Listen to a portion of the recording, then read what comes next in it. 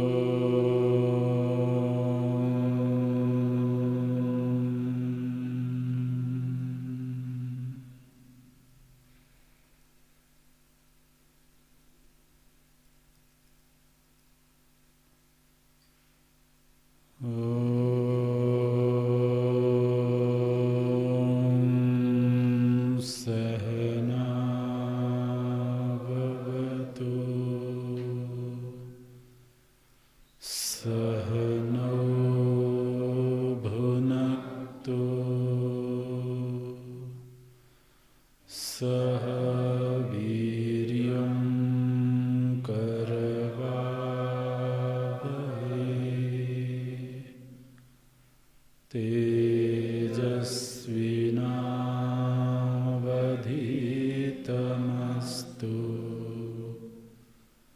मा विद्विषावहै।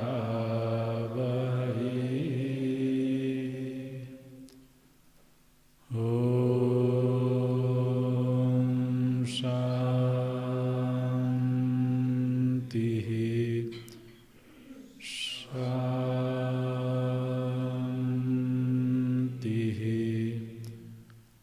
शान्तिः।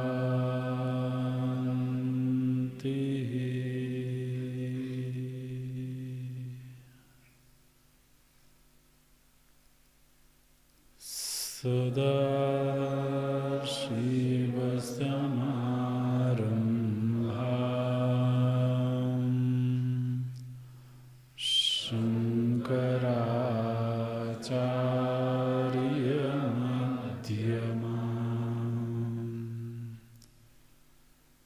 अस्मदाचार्यपर्यन्ताम् वन्दे गुरुपरम्पराम्।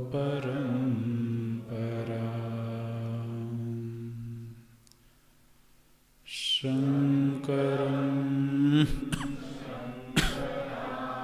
चार्यं केशवं बादरायणम् सूत्रभाष्यकृतो वन्दे भगवन्तो पुनः पुनः। भगवन्तो पुनः पुनः।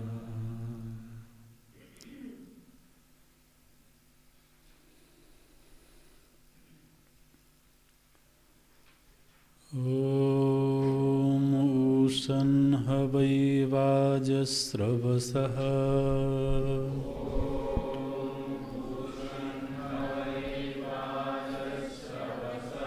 सर्ववेदसंददौ तस्य नचिकेता नाम पुत्र आस।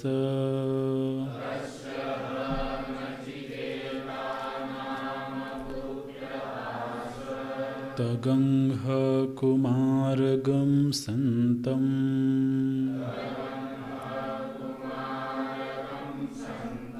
दक्षिणासु नीयमानासु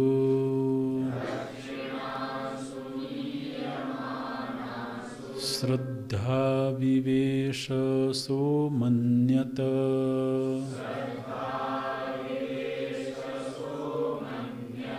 पीतोदका जग्धतृणा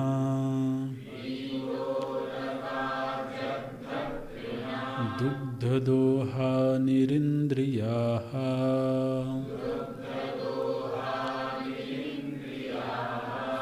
आनन्दानाम ते लोकाः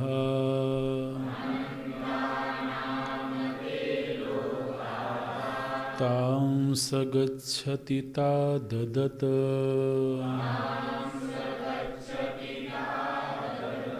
सहोवाच पितरं तत कस्मै मां दास्यसीति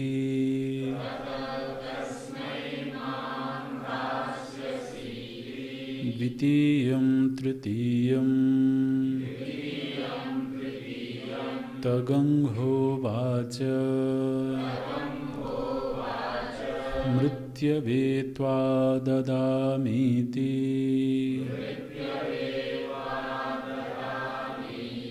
बहूनामेमि प्रथमः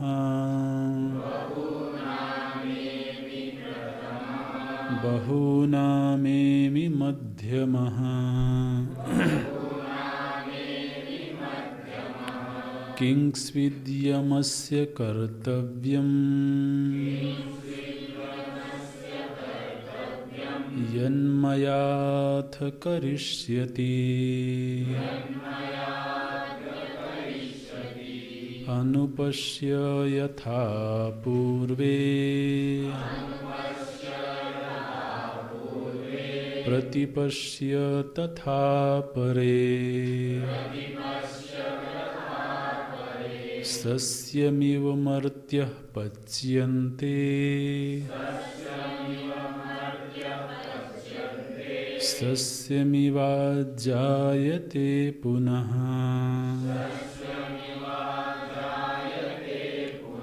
सस्यमिव मर्त्यः पच्यते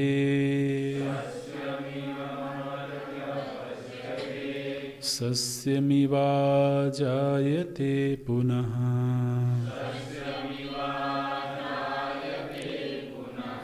वैश्वानरः प्रविशति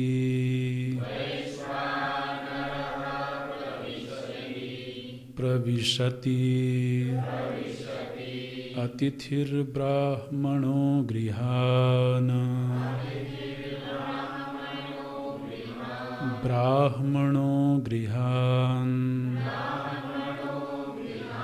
तस्यैतागं शान्तिं कुर्वन्ति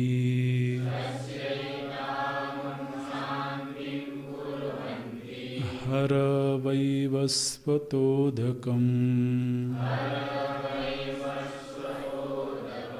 हर वैवस्वतोदकम्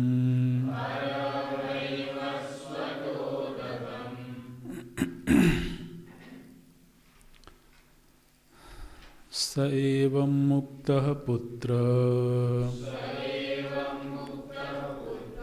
एकान्ते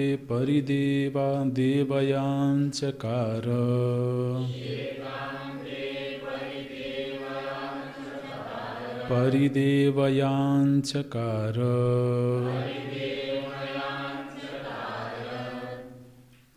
कथमिति उच्यते बहूनां शिष्याणां पुत्राणां वा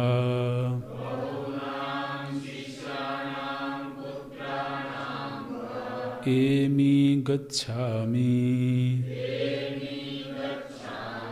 प्रथमः सन् मुख्यया शिष्यादिवृत्त्या इत्यर्थः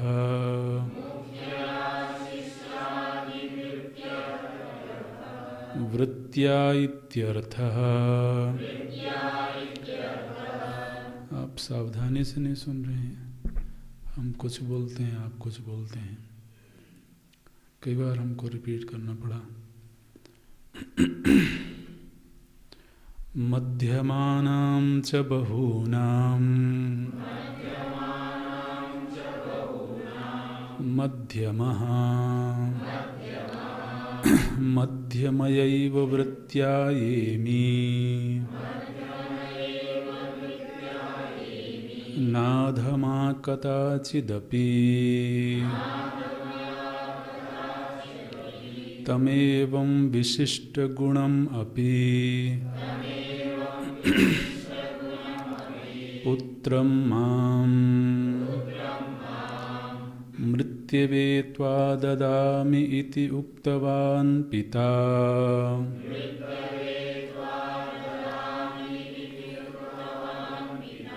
स किंस्विद्यमस्य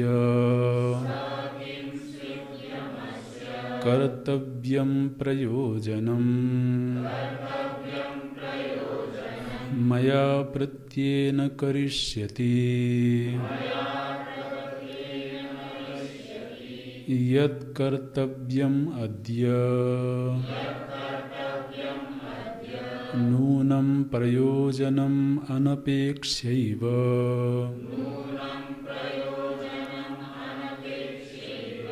क्रोधवशाद् उक्तवान् पिता।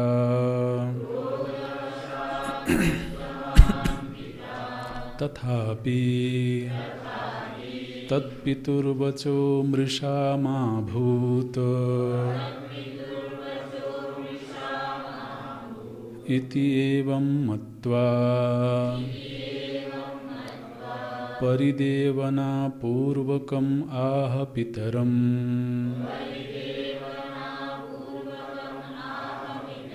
शोकाविष्टम्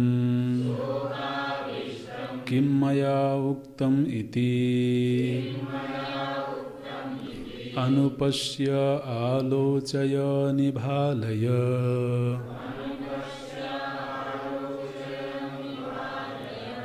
अनुक्रमेण यथा येन प्रकारेण वृत्ताः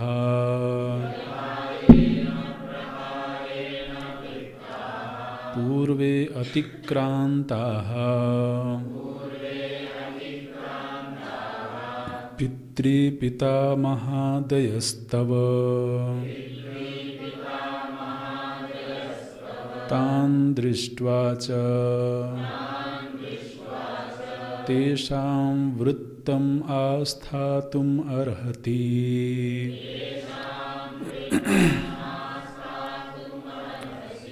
वर्तमानाश्च अपरे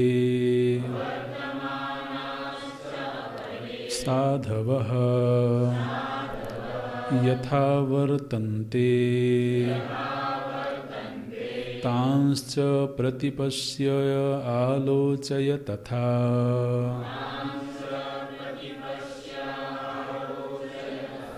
न च तेषु मृषाकरणं वृत्तम् वर्तमानं वा अस्ति तद्विपरीतम् असतां च वृत्तं मृषाकरणम् न च मृषा कृत्वा कश्चित् अजरः अमरो भवति यतः सस्यमिव मर्त्यः मनुष्यः पच्यते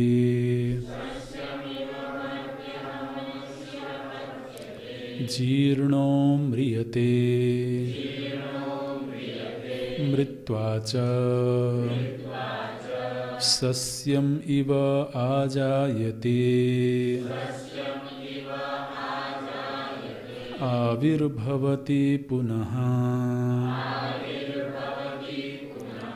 एवं अनित्ये जीवलोके किं मृषाकरणेन पालय आत्मनः सत्यम् प्रेषय माम् यमाय इति अभिप्रायः स एवम् उक्तः पिता आत्मनः सत्यायै प्रेषयामास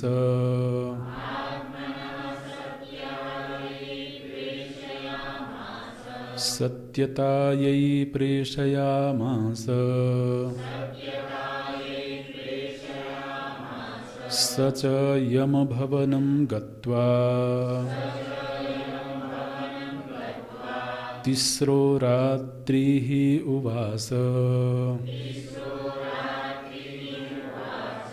यमे प्रोषिते प्रोष्य आगतं यमम् अमात्या भार्या वा ऊचुः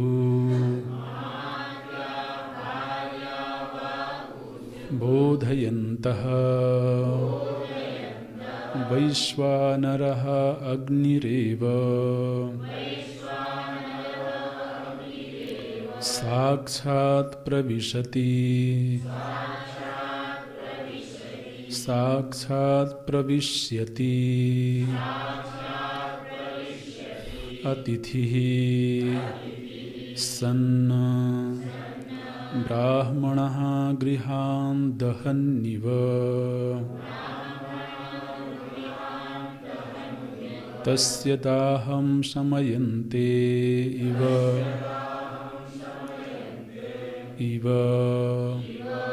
अग्नेः एतां पाद्यासनादिदानलक्षणाम्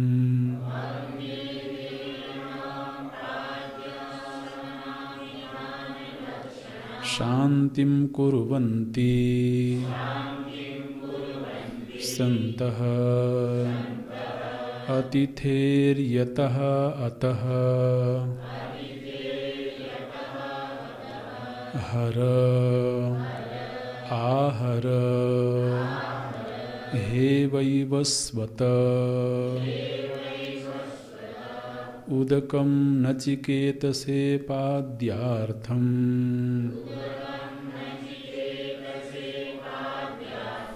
यतश्च अकर्णे प्रत्यवायः श्रूयते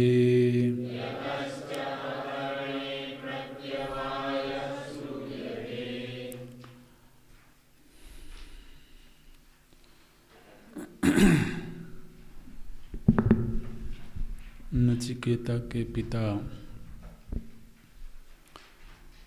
थोड़ा सा झुंझला करके क्रोध में आकर के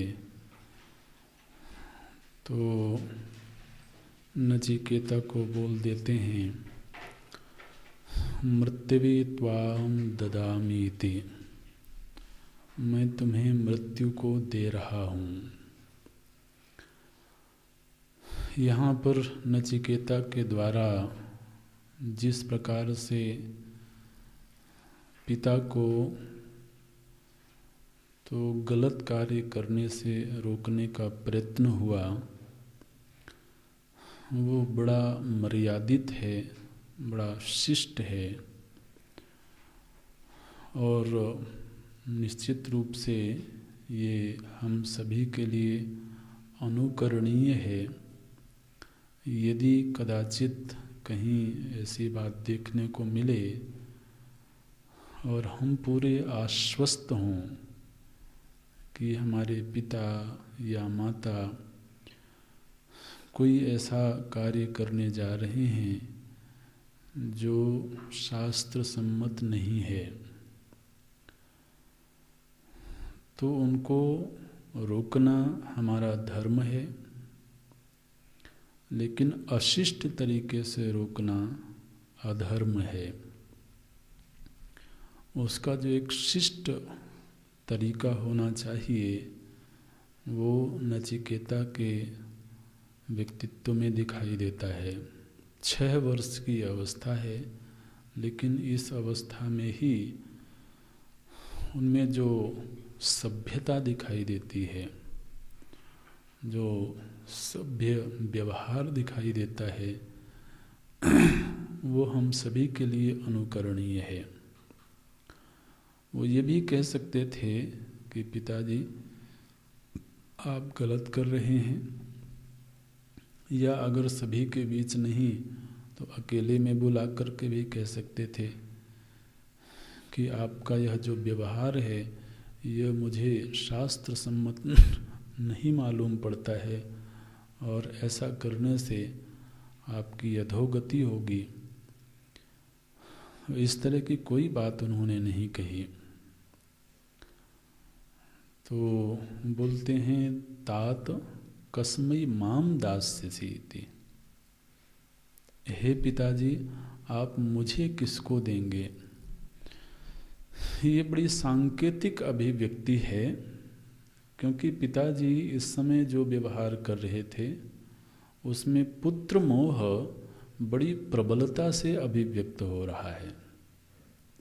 यज्ञ आरंभ होने से पहले ही उन्होंने जो योग्य गायों को पुत्र के नाम कर दिया, जो संपत्ति है उसको पुत्र के नाम कर दिया, तो इससे पुत्र मोह प्रत्यक्ष ही दिखाई देता है।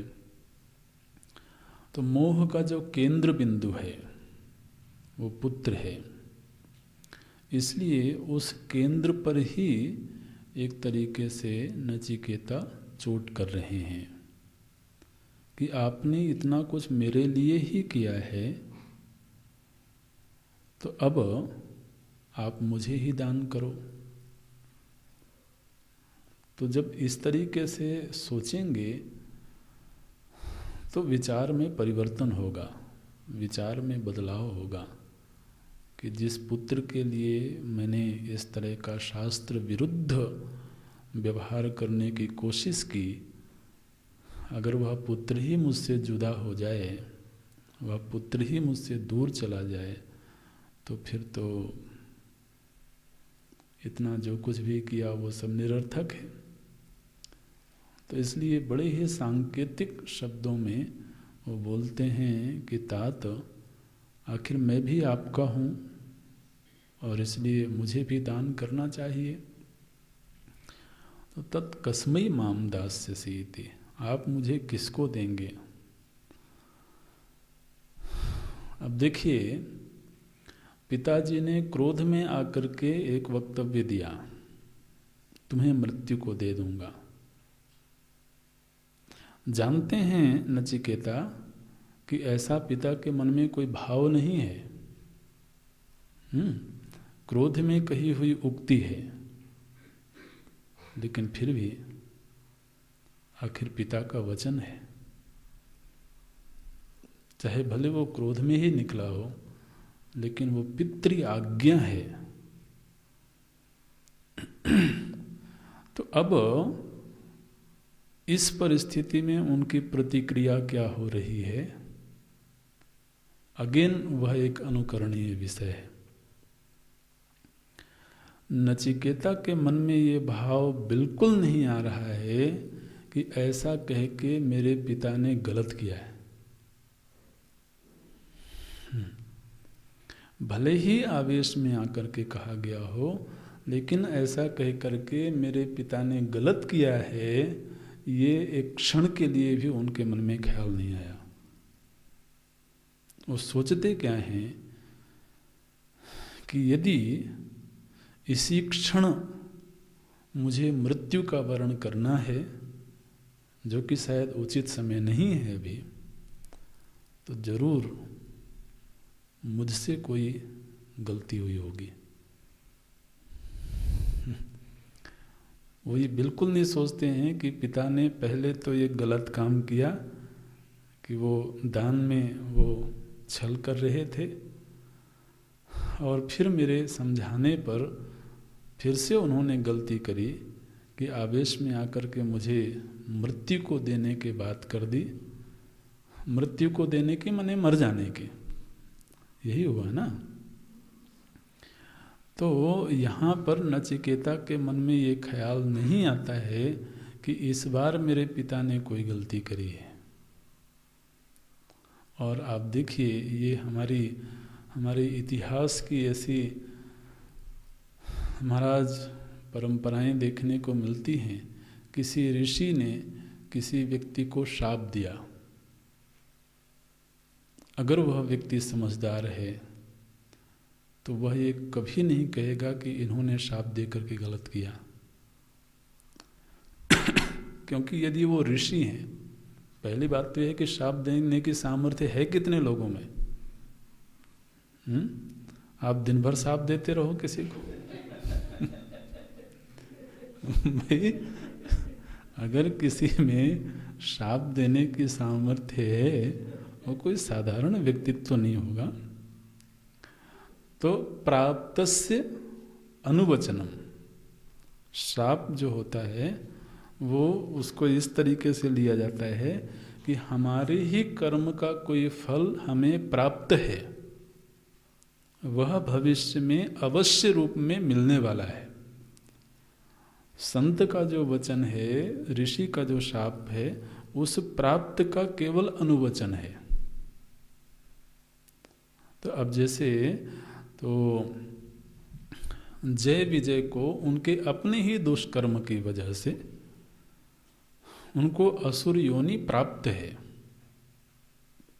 उन्होंने अपराध किया है, माता लक्ष्मी जी को रोक करके उन्होंने अपराध किया, फिर ब्रह्मज्ञानी ऋषियों को रोक करके उन्होंने अपराध किया। तो उस अपराध का परिणाम असुर योनि की प्राप्ति होना, ये उन्हें अवश्यम भावी है, प्राप्त है। तो सनकादियों ने श्राप दे दिया कि जाओ असुर हो जाओ।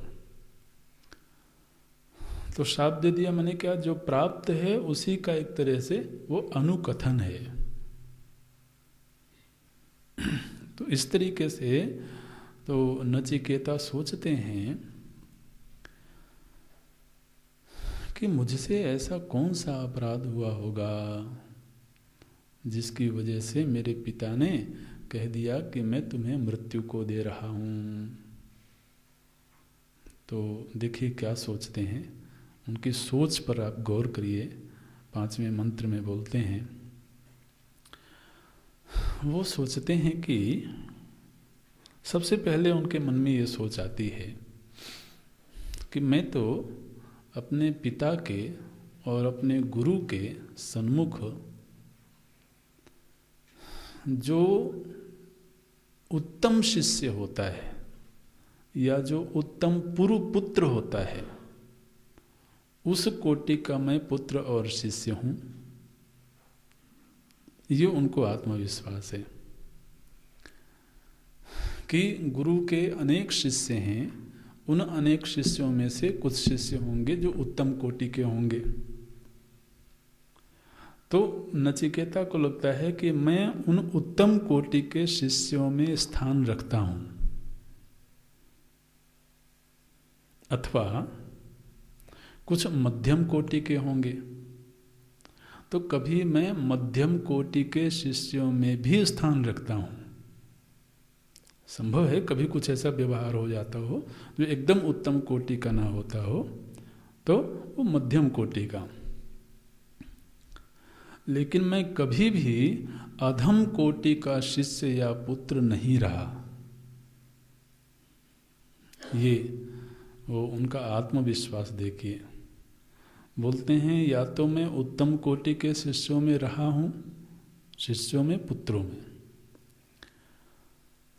और या तो मध्यम कोटि के शिष्यों और पुत्रों में रहा हूं, लेकिन अधम कोटि का शिष्य या पुत्र में कभी नहीं हुआ।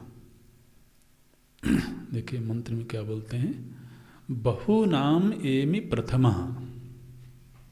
बहुतों में, बहुतों मतलब बहुत शिष्यों में या बहुत पुत्रों में, एमि प्रथमः, मैं प्रथम कोटि के शिष्यों और पुत्रों के मध्य रहा हूं। अथवा बहुनामेमि मध्यमः, या तो कुछ जो मध्यम कोटि के शिष्य हैं, पुत्र हैं, उनके मध्य मेरी गिनती होती रही है। तो चूंकि मैं कभी अधम कोटि में नहीं रहा, इसलिए मुझसे कोई अपराध नहीं हुआ। अच्छा, तो वो अपना ही विश्लेषण करते हैं कि आखिर वो कौन सी स्थिति है, कौन सी बात है जिससे कि मुझे पिता ने सीधे यमलोक भेजने का आदेश दे दिया है, तो सबसे पहले वो आत्मविश्लेषण करते हैं और उन आत्मविश्लेषण करने पर वो ये पाते हैं कि मैं या तो उत्तम कोटि का पुत्र रहा हूँ या मध्यम कोटि का पुत्र रहा हूँ। फिर उन्होंने सोचा कि हो सकता है कि मुझसे कोई अपराध ना हुआ हो, लेकिन जो यमराज हैं उनके यहाँ कोई काम अधूरा पड़ा हो और वो काम वो मुझसे पूरा करवाना चाहते हो। ये दूसरा ख्याल आता है। किंग्स्वित स्वित निपात है। यमस्य कर्तव्यम, यमस्य किम कर्तव्यम। यमलोक में यमराज के पास ऐसा कौन सा कर्तव्य है जो अधूरा पड़ा हुआ है, और यन मया अद्य करिष्यति, जो कार्य वो मेरे द्वारा करवाएंगे। तो भाई यमलोक में जाने का एक तो प्रयोजन ये हो सकता है कि हमसे कोई अपराध हुआ है तो उसके दंड के रूप में हमको वहाँ भेजा जा रहा है और या तो फिर वहाँ कोई ऐसा कार्य होगा जो शायद मेरे अलावा और कोई न कर सके, तो इसलिए भी मुझे वहाँ से बुलावा भेजा गया। ऐसे सोचते हैं। किंग्स्वित यमस्य कर्तव्यम, यम का ऐसा कौन सा कर्तव्य है, कौन सा कार्य है, यत मया अद्य करिष्यति, जो मेरे द्वारा वो करवाना चाहते हैं। ये नचिकेता के मन में इस तरह का ख्याल आता है। मैंने एक तो देखिए कि पिता ने डांट करके ही कहा कि मैं तुम्हें मृत्यु को दे रहा हूँ, उसको उन्होंने बहुत सहजता से नहीं लिया। उस वचन को पूरी गंभीरता से लिया उन्होंने कि अगर ये कहा गया है तो ऐसा होना ही है। अगर पिता ने ये वचन दे दिया कि मृत्यु को दे रहा हूँ, इसका मतलब अब मैं मृत्यु के हिस्से में चला गया। भाई नचिकेता ने यही पूछा था ना कि आप मुझे किस ऋत्विक को देना चाहते हैं, और पिता ने कहा कि मैं मृत्यु को दे रहा हूँ, इसका मतलब अब मृत्यु के हिस्से में मैं चला गया। तो उसको उन्होंने बहुत सहजता से नहीं लिया, बल्कि पूरी गंभीरता से लिया। पहली बात तो ये है। दूसरी बात ये है कि इस कथन में पिता के द्वारा कोई त्रुटि नहीं हुई है।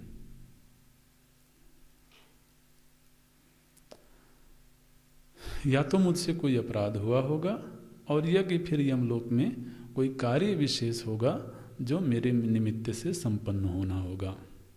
इस तरीके से सोचते हैं। हम लोग किस तरीके से सोचेंगे? मान लो ऐसी परिस्थिति हमारे सामने होवे और डांट दिया, मान लो गुरुजी ने डांट दिया, पिताजी ने डांट दिया, तो उस समय हमारी क्या प्रतिक्रिया होगी? बोले बताओ, एक तो गलती कर रहे थे वो, मैं अच्छा भला उनको समझाने गया। इसी तरीके से सोच आएगी ना, इसी तरीके से आएगी। इसीलिए हम नचिकेता नहीं है। समझ रहे हैं ना? लेकिन होना है। आखिर हमने वर्ण ही उस चीज का किया है। व्यक्ति की पहचान उसकी प्रतिक्रियाओं से ही होती है। तो साधारण सोच तो यही है कि एक तरफ वो तो शास्त्र विरुद्ध कार्य कर रहे थे और मैंने बड़ी सभ्यता से, बड़ी मर्यादा से उनको रोकने की कोशिश करी और झुंझला करके उन्होंने सीधे मृत्यु को दे दिया। ये भी कोई बात होती है? लेकिन नहीं, नचिकेता ऐसा नहीं सोचते हैं। इसीलिए वो ब्रह्म विद्या के अधिकारी हैं। भाष्यकार बोलते हैं, तो किल उवाच मृत्युवे वैवस्वताय त्वाम ददामि इति। तो उनके पिता ने कहा कि मैं तुमको वैवस्वत को अर्थात मृत्यु को प्रदान करता हूँ। स एवं उक्तः पुत्रः, तो ऐसा कहा गया पुत्र, माने जिस पुत्र को ऐसा पिता के द्वारा कहा गया, स पुत्रः एकांते, वो महाराज थोड़ी देर के लिए एकांत में जाते हैं, पिता से थोड़ा सा दूर हट करके वो एकांत में जाते हैं और फिर परिदेवयान चकार, परिदेवना करते हैं। परिदेवना करते हैं माने चिंतन करते हैं, सोचते हैं। निश्चित रूप से थोड़ी सी भावुकता है, क्योंकि अब पिता से अलग होना है, पिता से दूर जाना है, मृत्यु का वर्ण करना है, तो थोड़ा सा भावुकता भी है मन में, लेकिन वो एकांत में जा कर के इस तरीके से परिदेवना करते हैं, गंभीर चिंतन करते हैं। कथम इति, क्या गंभीर चिंतन करते हैं? उच्यते, तो श्रुति बताती हैं कि नचिकेता क्या चिंतन करते हैं। वो सोचते हैं बहुनाम, बहुनाम माने किम बहुनाम, शिष्याणाम पुत्राणाम वा। अगर उनके पिता गुरु की भूमिका में हैं तो उस समय नचिकेता शिष्य हैं, और जब वो पिता की भूमिका में है उस समय पुत्र हैं। तो बहुनाम शिष्याणाम पुत्राणाम वा एमि, एमि शब्द श्रुति का है, एमि माने गच्छामि, तो मैं उस पंक्ति में जाता हूँ जिसमें कुछ शिष्य या कुछ पुत्र हैं। किस तरह के हैं वो? बोले प्रथमतः सन्न, जो प्रथम कोटि के शिष्य हैं या प्रथम कोटि के पुत्र हैं, उनमें मैं जाता हूँ, माने उनमें मेरी गणना होती है। ऐसे प्रथमः सन्न मुख्यया शिष्यादिवृत्त्या इत्यर्थः, शिष्य की जो मुख्य वृत्ति होती है, मुख्य वृत्ति होती है माने उत्तम वृत्ति होती है। तो शिष्यों में जो मुख्य वृत्ति के शिष्य हैं माने उत्तम वृत्ति के शिष्य हैं, ऐसे उत्तम वृत्ति के शिष्यों में मेरी गणना होती है। ये बहुनाम एमि प्रथमः, ये श्रुति के प्रथम वाक्य का अर्थ हुआ। बहुनाम शिष्याणाम पुत्राणाम वा एमि गच्छामि, प्रथमः सन्न, प्रथम होकर के प्रथम होकर के माने मुख्यया शिष्यादि वृत्त्या इत्यर्थः, जो मुख्य शिष्य वृत्ति होती है उस रूप में मेरी गणना होती है। अच्छा, फिर दूसरा वाक्य है बहुनाम एमि मध्यमः। भगवान भाष्यकार बोलते हैं मध्यमानाम च बहुनाम, और जो बहुत सारे शिष्य हैं जो मध्यम कोटि के हैं, उनमें मध्यमया एव वृत्त्या एमि, तो मैं मध्यम वृत्ति से भी कभी रहता हूँ। मध्य वृत्ति के शिष्यों में मेरी गणना होती है। देखिए आगे क्या बोलते हैं, न अधमा कदाचित अपि, भगवान भाष्यकार बोलते हैं मैं कभी भी, ये आत्मविश्वास है महाराज नचिकेता का, कि मैं कभी भी अधम कोटि के शिष्यों में नहीं रहा हूँ। बहुत सुंदर तरीके से टीकाकार इस प्रसंग की व्याख्या करते हैं। मुख्य वृत्ति क्या है, मध्यम वृत्ति क्या है, अधम वृत्ति क्या है। तो बोलते हैं, ये पंक्तियाँ बड़ी सुंदर हैं, इनको याद रखना, अंडरलाइन कर लेना। बोलते हैं जो मुख्य वृत्ति है, शिष्यत्व की मुख्य वृत्ति क्या होती है? बोले यथा अवसरम गुरोः इष्टं ज्ञात्वा शुश्रूषणे प्रवृत्ति ही मुख्या। वाक्य मिला? तो बोलते हैं जो मुख्या वृत्ति है वो क्या है? तो शिष्य की गुरु के साथ में महाराज ऐसी ट्यूनिंग हो जाए, उनके मन से ऐसे मन मिल जाए कि किस अवसर में गुरु क्या चाहते हैं, अभी उनको क्या जरूरत है। ये गुरु बोले नहीं, उनके बिना बोले ही शिष्य को यह बात समझ में आ जाए कि इस समय पर गुरु हमसे क्या चाहते हैं या इस समय गुरु की जरूरत क्या है।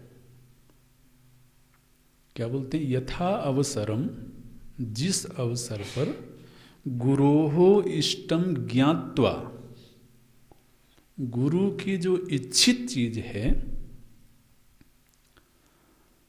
उसको वो शिष्य जान जाए। श्रुत्वा नहीं कह रहे हैं, ज्ञात्वा। अच्छा, फिर शुश्रूषणे प्रवृत्ति ही, और फिर वह उसी कार्य में प्रवृत्त हो गया, उस सेवा में प्रवृत्त हो गया। महाराज ऐसी ट्यूनिंग है, ऐसे मन से मन मिला हुआ है कि वो बिना कहे ही समझ में आ रहा है कि अभी ये चाहिए, अभी ये चाहिए, अभी हमें ऐसा व्यवहार करना इनको पसंद होगा, इस तरह का व्यवहार ना पसंद होगा। वो कुछ बोलते नहीं है, लेकिन शिष्य को समझ में आता है और तदनुसार वह आचरती, प्रवृत्ति ही। ऐसा जो शिष्य है या ऐसा जो पुत्र है, बोलते हैं ये शिष्य की मुख्य वृत्ति है। बहुत सुंदर वाक्य है। यथा अवसरम गुरोः इष्टं ज्ञात्वा शुश्रूषणे प्रवृत्ति।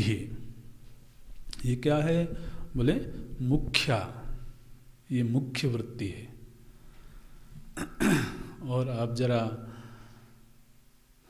नचिकेता का आत्मविश्वास देखिए, तो उनको ये आत्मविश्वास है कि बहूनाम एमि प्रथमः, जो मुख्य वृत्ति के शिष्य हैं उनमें मेरी गणना होती है। माने मैं इस कोटि का पुत्र हूँ, इस कोटि का शिष्य हूँ। ये होता है महाराज, बिल्कुल होता है। व्यक्ति यदि संवेदनशील हो, समर्पित हो, तो ये बात तो होती है। फिर है मध्यम कोटि। मध्यम कोटि क्या है? तो टीकाकार बोलते हैं आज्ञावशेन मध्यमा। मध्यम क्या है? जिसको गुरु ने आज्ञा दिया कि बेटा ऐसे करना चाहिए, ऐसे नहीं करना चाहिए, तो वो उस आज्ञा का अनुवर्ती है, उस आज्ञा का अनुसरण करता है। लेकिन ये मध्यम कोटि है, ये बोल रहे हैं टीकाकार, कि उन्होंने आज्ञा दिया और उसने आज्ञा को सिरोधार्य करके बिना किसी प्रश्न के, महाराज जो बिल्कुल लगनशील है और अनुसरण करता है, ये मध्यम कोटि की शिष्यता है, मध्यम कोटि का पुत्रत्व है। और फिर अधम कोटि क्या है? क्योंकि शिष्य ने, माने नचिकेता ने ये बात कही कि मैं कभी भी अधम कोटि में नहीं रहा, न अधमा कदाचित अपि, मैं अधम कोटि का शिष्य कभी भी नहीं रहा। वो अधम कोटि के शिष्य होते कैसे हैं? बोलते हैं तद अपरिपालनेन, आज्ञा को सुना उन्होंने लेकिन पालन नहीं किया, ये अधम कोटि है। ऐसा नहीं कि उनको आज्ञा नहीं दी गई, आज्ञा दी गई, आज्ञा का श्रवण किया उन्होंने, लेकिन अपरिपालनेन, उसका पालन नहीं किया। क्यों नहीं किया? अब क्यों नहीं किया, वो सबका अपना अपना है, लेकिन नहीं किया महाराज। ध्यान रखना, नहीं किया का मतलब जैसा वो चाहते थे वैसा नहीं किया। हो सकता है किया भी हो, लेकिन वो करना भी नहीं करने के बराबर ही है। बोले नहीं, हमने तो किया था, आपने कहा था और हमने किया, बस थोड़ा सा उसमें अपना कुछ मिला दिया था। बोले बस यही तो बात है। तो ये स्थिति है। बोलते हैं तद अपरिपालने, तद आज्ञा, वो जो आज्ञा दी गई थी उस आज्ञा का परिपालन उन्होंने नहीं किया। देखिए टीकाकार इतनी सावधानी से एक एक शब्द रखते हैं, परिपालने, पूरी तरीके से पालन नहीं किया। केवल पालने शब्द भी लिख सकते थे। तद अपरिपालने न, उसका पूरी तरीके से परिपालन नहीं किया, वो अधम कोटि है महाराज। तो नचिकेता बोलते हैं न अधमा कदाचित अपि, मैं कभी भी इस कोटि में नहीं गया। मैंने उनके आज्ञा का हमेशा पालन किया, और नहीं तो उनकी आज्ञा के बिना ही मैंने ये समझा कि उनको अभी ये चाहिए और वैसा मैंने किया, ये सोचते हैं। तम एवं विशिष्ट गुणम अपि, मैं इस तरह के गुणों से युक्त हूँ, इसके बावजूद पुत्रम माम मृत्युवे त्वा ददामीति युक्तवान पिता। तो मैं ऐसे गुणों से युक्त हूँ, इस कोटि का मैं पुत्र हूँ, इसके बावजूद मेरे पिता ने ये कहा मृत्युवे त्वाम ददामीति युक्तवान पिता, ऐसा मेरे पिता ने कहा। तो चूंकि मैं अपराधी नहीं हूँ, इसलिए शायद यह वक्तव्य मेरे किसी अपराध के दंड के रूप में नहीं कहा गया है। तो फिर दूसरा अर्थ क्या हो सकता है? बोले सह किम स्वित यमस्य कर्तव्यम, तो उन यम का ऐसा कौन सा कर्तव्य है? कर्तव्य माने प्रयोजनम। यमराज का ऐसा कौन सा प्रयोजन है जो मेरे द्वारा वो संपादित करना चाहते हैं? मुझे बुला करके, पिता के वचन के अनुसार मुझे बुला करके वो करिष्यति यत् कर्तव्यम अद्य, आज तो यमराज मुझसे वो कार्य करवाना चाहते हैं जो प्रयोजन शायद यमराज का होगा। तो दो विकल्प सामने आए। पहला विकल्प ये आया कि शायद मेरे से कोई अपराध हुआ हो, लेकिन विचार करने पर लगा कि मैं हमेशा उत्तम या मध्यम कोटि का ही पुत्र रहा हूँ, इसलिए मुझसे कोई अपराध नहीं हुआ होगा। दूसरा जो हेतु हो सकता है वो हो सकता है कि यमराज का कोई प्रयोजन हो जो मेरे माध्यम से संपादित करवाना चाहते हों, अथवा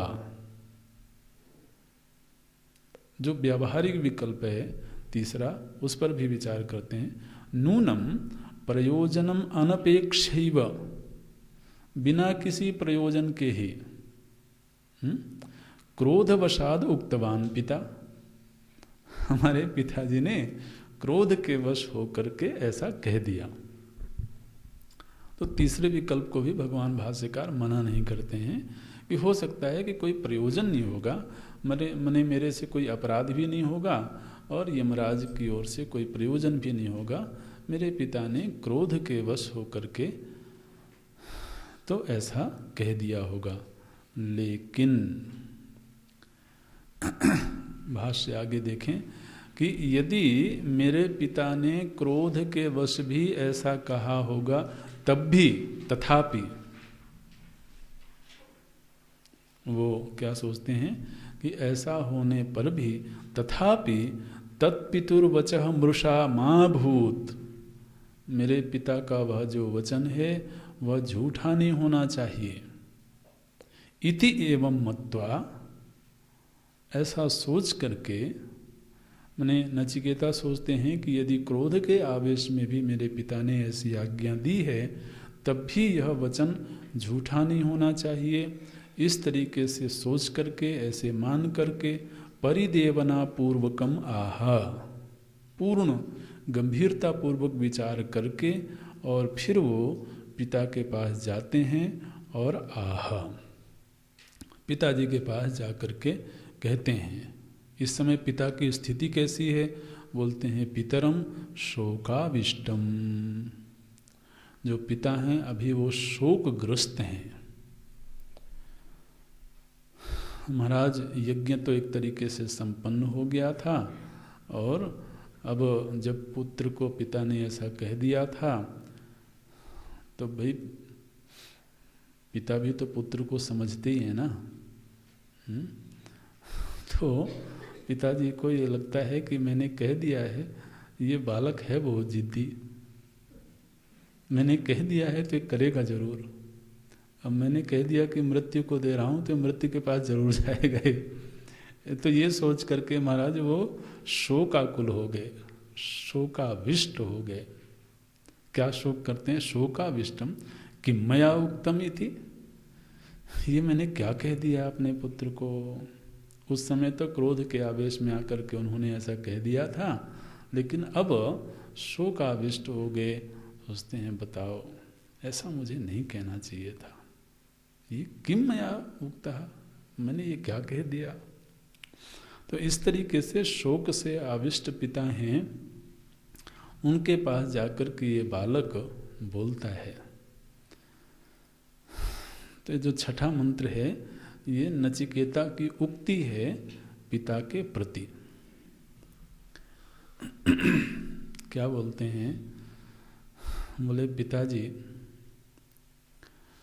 व्यक्ति को अपने धर्म का आचरण करते समय मरने जीने की चिंता नहीं करनी चाहिए। बताओ, छोटा सा 6 वर्ष का बालक है,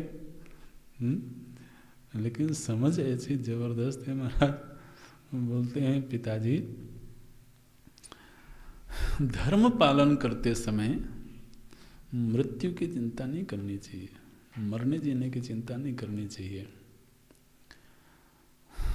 तो आपने एक आज्ञा दी कि मैं तुमको मृत्यु को दे रहा हूँ, अब मेरा यह धर्म है कि मैं आपकी इस आज्ञा का पालन करूं, और आप मुझे सहर्ष ये आज्ञा दीजिए कि मैं आपकी आज्ञा का पालन कर सकूं। ऐसा करते समय मृत्यु की प्राप्ति होगी, कोई बात नहीं। आपको पता है जो जीव है ना, इसका मरना जन्म लेना तो चलता ही रहता है। अब यदि मरने के भय से वो धर्म का पालन करना छोड़ दे तो महाराज क्षत्रिय युद्ध कैसे करने जाएगा?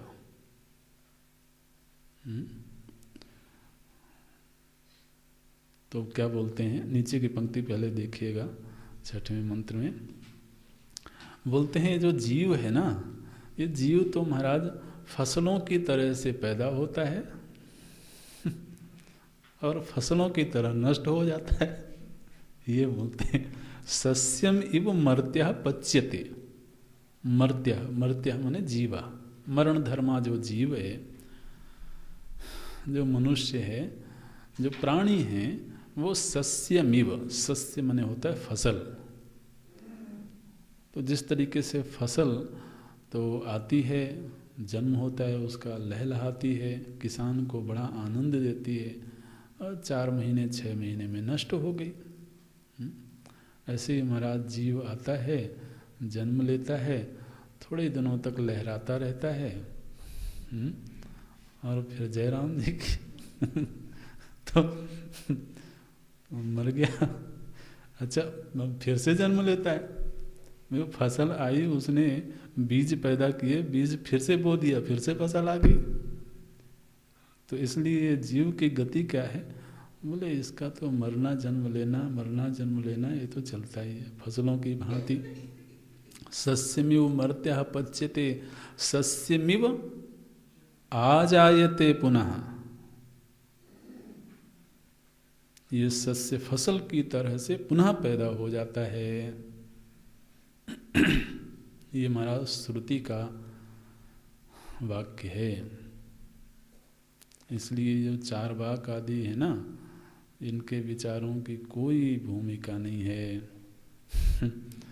देखिए, श्रुति बिल्कुल प्रबलता से ये बात कहती हैं कि जिस तरीके से जन्म लेता है, उस मरता है, पुनः जन्म लेता है, पुनः जायते, आ जायते, मृते, आ जायते, मृते। तो जीव का सातत्य तो चल रहा है, शरीर बदल रहे हैं। अब जबकि जिस तरीके से जन्म एक अवश्यंभावी घटना थी, उसी तरह से मृत्यु एक अवश्यंभावी घटना है।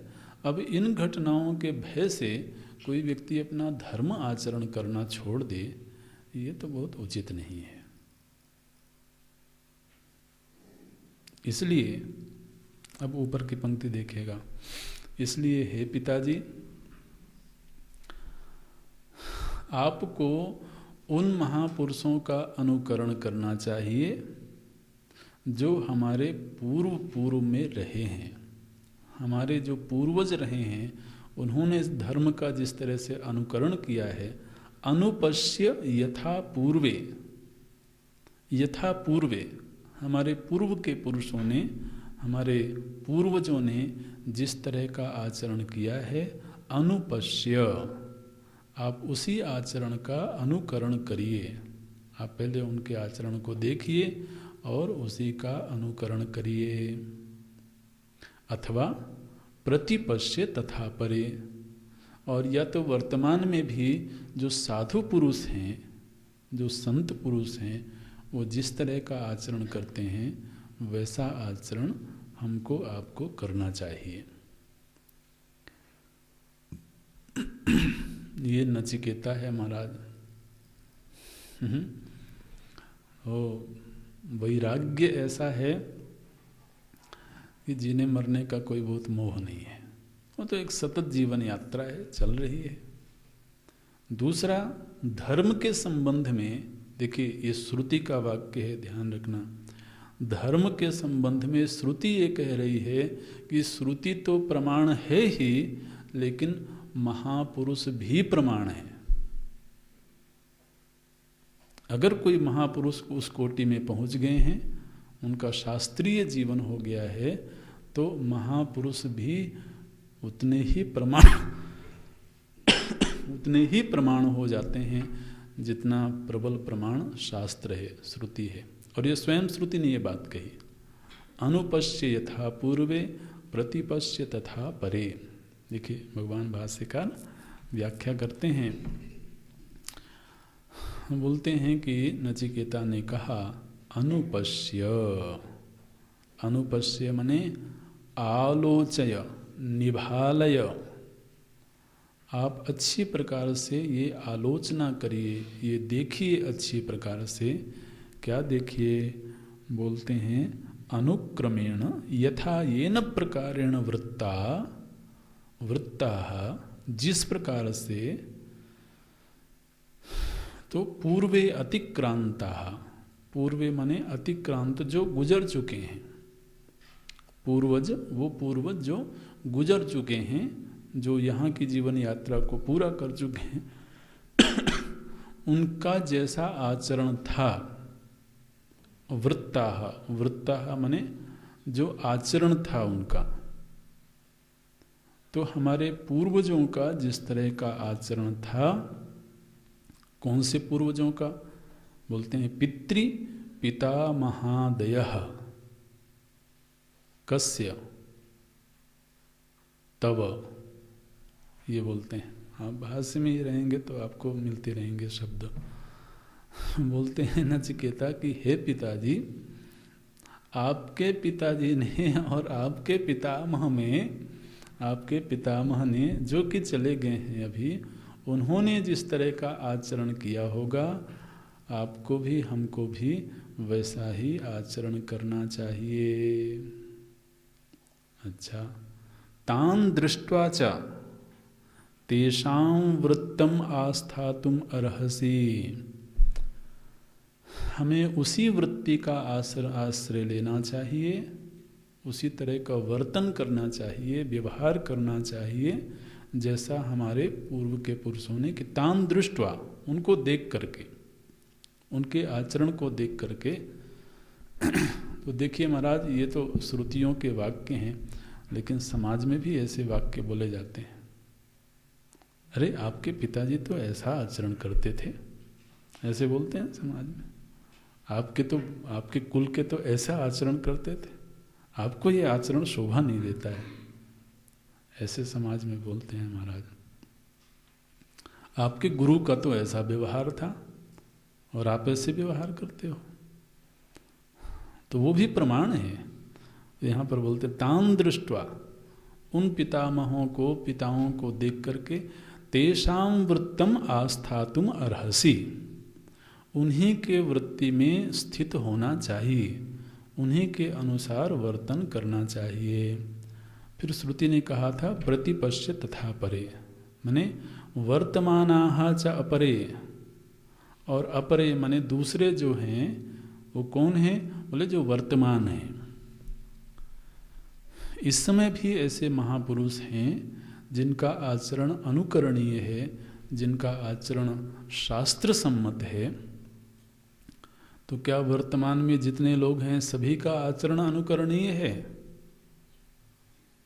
बोलते नहीं, साधवः वर्तमानाः च अपरे साधवः, जो साधु स्वभाव के लोग हैं, वर्तमान में हैं, उनके आचरण को देख करके भी यथा वर्तन्ते, साधवः यथा वर्तन्ते, साधु लोग जिस तरह का आचरण करते हैं, तांश्च प्रतिपश्य, उनके आचरण को देखो और फिर वैसा ही आचरण करो। तांश्च प्रतिपश्य आलोचय तथा, अच्छी प्रकार से उनके आचरण को देख करके और उसका अनुकरण करना चाहिए। मानो कि श्रुति माता से या नचिकेता से किसी ने पूछा कि महाराज हमारे जो पूर्वज थे या वर्तमान के भी जो महापुरुष हैं वो कैसा आचरण करते थे या कैसा आचरण करते हैं? आपने कहा कि उनका अनुकरण करना चाहिए, लेकिन वो आचरण कैसा करते हैं? तो भाष्यकार बोलते हैं न च तेषु मृषाकरणं वृत्तं वर्तमानं वा अस्ति। हमारे जो पूर्व के पुरुष हुए हैं या वर्तमान के भी जो साधु पुरुष हैं, उन्होंने कभी मिथ्या व्यवहार नहीं किया, मिथ्या आचरण नहीं किया। न च तेषु मृषाकरणं वृत्तम, उनमें कभी झूठा व्यवहार करने का स्वभाव नहीं रहा है। और वर्तमानम वा अस्ति, और ना ही वर्तमान में जो इस तरह के संत हैं, महापुरुष हैं, उनमें कभी झूठा व्यवहार करने का स्वभाव है। तो इसलिए हमको आपको भी झूठा व्यवहार नहीं करना चाहिए। और दूसरी कोटि के लोग कौन होते हैं? बोले तद विपरीतम, उनसे विपरीत कैसे होते हैं? बोले असताम, वो असत लोग हैं। असत लोग हैं माने असाधु लोग हैं, असज्जन लोग हैं। वो कैसे हैं? असताम च वृत्तम मृषाकरणम।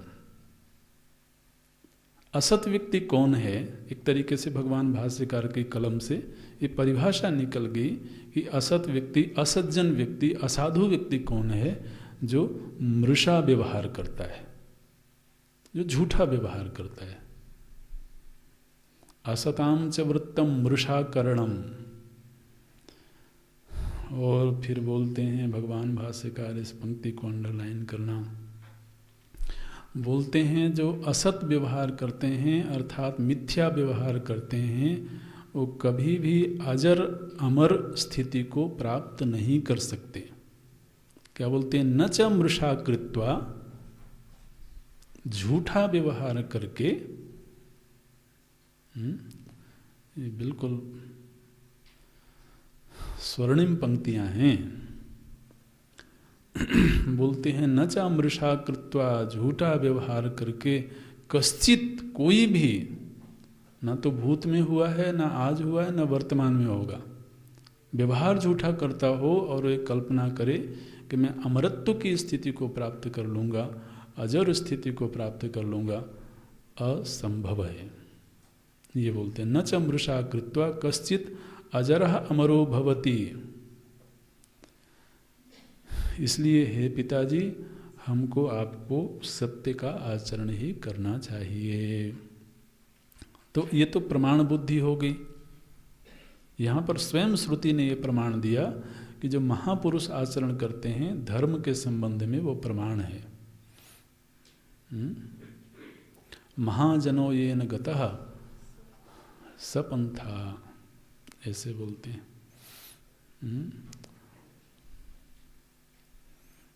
श्रुतयो विभिन्ना स्मृतियो विभिन्ना नैको मुनि यस्य मतिर्न भिन्ना। ये तो नीति श्लोक में इस तरह से बातें कही जाती हैं। श्रुतयो विभिन्ना स्मृतयो विभिन्ना नैको मुनि यस्य मतिर्न भिन्ना धर्मस्य तत्वं निहितं गुहायाम। दो धर्म का रहस्य वह कई बार छिपा होता है, पता कैसे लगे? बोले महाजनो येन गतः सपंथा। धर्म के विषय में मार्ग वही है जिसका अनुसरण महापुरुषों ने किया है। ये नीति श्लोक है, तो उसकी बात यहाँ पर मैंने श्रुति की ये बात है जिसको फिर नीतिकारों ने अपने ढंग से कहा। यतः, और चूंकि ये तो प्रमाण की बात हो गई कि हमारे पूर्व पुरुषों ने ऐसा व्यवहार किया है, वो हमें करना चाहिए। दूसरा, यतः सस्यम एव मर्त्यः मनुष्यः पच्यते जीर्णो म्रियते। तो जिस तरीके से फसल जो है वो बोई जाती है तो थोड़ी दिनों में वो पैदा हो जाती है, लहलहाती है, फिर धीरे धीरे करके सूखती है, फिर नष्ट हो जाती है। ऐसे ही महाराज दुनिया में जीव पैदा होते हैं, थोड़े दिनों तक खेलते खाते हैं, फिर जीर्ण शीर्ण होते हैं, फिर मर जाते हैं। तो बोलते हैं सस्य में मर्त्या। मर्त्या माने सीधे सीधे हम मनुष्य की बात कर रहे हैं। वैसे तो अन्य जीव भी बहुत सारे हैं, लेकिन अभी हम केवल मनुष्य की बात कर रहे हैं। तो आप जरा देखिए, तो अगर कितने 7 अरब लोग हैं, लगभग 7 अरब के आसपास दुनिया में लोग हैं। अब इसी घड़ी में, एक घड़ी में कितने लोगों की अभी मृत्यु हो रही होगी? अगर पूरे मनुष्य की आबादी को देखा जाए तो इस एक घड़ी में ही कितने लोगों को मृत्यु प्राप्त हो गई, कितने बच्चे पैदा हो गए। तो इस पूरे मानव समुदाय को देखा जाए तो क्या लगता है? फसलें नष्ट हो रही हैं, फसलें पैदा हो रही है। ये हो रहा है। तो बोलते हैं सस्य में मर्त्या मनुष्य पच्यते जीर्ण म्रियते मृत्युआचा। अच्छा, मरने के बाद फिर वो दोबारा पैदा होगा कि नहीं? बोले बिल्कुल। मृत्युआचा सस्यमिव आजायते आविर्भवति पुनः। वो फिर से महाराज उसी फसल में से जो बीज पैदा हुए थे उनको फिर से अगले सीजन में बो दिया तो फिर से फसल आ गई। आविर्भवति पुनः एवं अनित्य जीवलोके किमृषा करणेन। अरे भाई, जब यह एक सच्चाई है कि व्यक्ति को जन्म लेना है, मरना है, तो झूठा व्यवहार करके, मिथ्या आचरण करके क्यों मरा जाए? मरना वैसे ही है तो सदाचरण करके मरा जाए। ये बोलते हैं अनित्य जीवलोके किम मृषा करणेन। मृषा व्यवहार करने में क्या रखा है? इसलिए पालय आत्मनः सत्यम। इसलिए हमको अपने जीवन में सत्य का ही आचरण करना चाहिए। इसलिए हे पिताजी, तो प्रेषय माम यमाय इति अभिप्राय। इसलिए आप मुझे तो यम के पास में प्रसन्नतापूर्वक भेज दीजिए। तो ये बहुत सुंदर श्लोक है। इसमें एक वैराग्य की बात भी है, यथार्थ का बोध है और प्रमाण के प्रति संकेत किया है। श्रुति माता ने। ओम पूर्णमदः पूर्णमिदं पूर्णात् पूर्णमुदच्यते पूर्णस्य पूर्णमादाय पूर्णमेवावशिष्यते। ॐ शान्ति शान्ति शान्तिः। हरिः ॐ।